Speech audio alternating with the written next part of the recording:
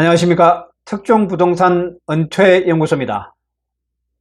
이창용 한국은행 총재가 지금 집을 사지 말라는 신호를 보냈다. 상투를 잡을 수 있으니 퇴직금 중간정산까지 받아서 집을 사는 것은 위험하다. 제가 유튜브를 통해 수차례 경고했었죠. 정부가 의외로 빨리 부동산 시장 불끄기에 나섰습니다. 집값 못 잡으면 출범 초부터 정권이 흔들릴 수 있다는 위기의식이 크게 작용한 것으로 보입니다. 당연히 집값 폭등으로 휘청거렸던 문재인 정부의 학습 효과가 기저에 깔렸겠죠. 정부 조치로 앞으로 집값이 어떻게 될 것 같습니까? 개인적으로 역대 초강수 대출 규제란 극약 처방으로 집값은 단기적으로 하락 전환할 것으로 예상됩니다. 서울 집값 급등을 이끌었던 강남 3구와 마용성 지역 상승세에 일단 제동이 걸렸기 때문이죠. 하지만 현금 부자들이 많은 강남권은 상대적으로 영향을 덜 받을 것이란 분석이 제기되고 있는데 일단 지켜봐야겠습니다. 집값 전망에 앞서서 먼저 정부의 대출 규제 핵심 내용을 다시 한번 살펴보겠습니다. 주택담보대출 주담대 한도는 수도권 주택 구매 시 6억 원으로 제한됐습니다. 전입 의무가 부과돼 주택담보대출을 받았다면 6개월 이내 실거주 전입이 의무화되고 갭 투자를 차단했습니다. 다주택자 규제가 강화됐습니다. 수도권 2주택 이상 보유자는 추가 주택 매입 시 주담대가 금지됩니다. 1주택자가 기존 집을 처분하지 않으면 추가 대출이 불가능하죠. 고가주택 규제도 강화됐습니다. 12억 원 이상 주택 매입 시 대출이 사실상 불가능합니다. 시장에 미치는 영향을 보겠습니다.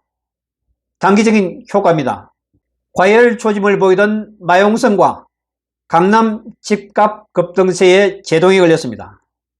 30, 40대 실수요자의 갈아타기 수요가 위축될 것으로 보입니다.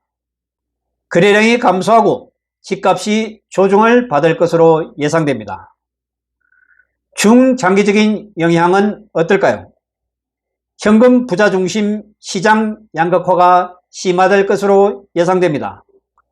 강남 지역 고가 아파트에 대한 영향은 제한적이어서 견조한 흐름을 보일 수도 있습니다.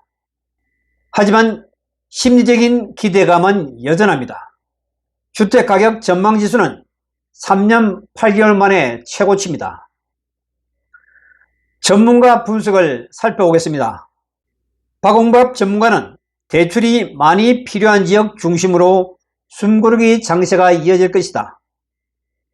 김효선 전문가는 수요 위축으로 거래량 급감이 예상된다. 최상욱 전문가는 단기 과열이 종료될 것이라고 말했습니다. 양지영 전문가는 현금 자산가 중심 초양극화 구조가 심화될 것이라고 내다봤습니다. 정부는 추가 대응도 예고했습니다. 공급 확대를 병행해 우수 입지에 안정적인 공급을 추진하겠다는 겁니다. 규제 지역도 확대될 가능성이 있습니다. 조정 대상 지역과 투기 과열 지구 등 추가 지정을 검토 중입니다. 전방위 수단을 동원할 것임을 예고했습니다. 시장 안정을 최우선에 두겠다는 겁니다. 마지막으로 요약 정리입니다. 규제의 핵심은 주택담보대출 6억 한도, 갭투자 차단, 다주택자 대출 금지입니다. 시장 반응은 단기 급등세에 제동이 걸리고 거래량이 감소할 것으로 예상을 합니다. 하지만 고가 아파트 영향은 제한적이라고 보고 있습니다. 전문가들의 의견은 단기적으로 진정되고 장기적으로는 양극화가 심화될 우려가 있다고 봤습니다. 정부 입장은 공급 확대와 규제 지역 추가 가능성을 시사했습니다. 오늘은 여기까지입니다. 구독과 좋아요 부탁드립니다. 감사합니다.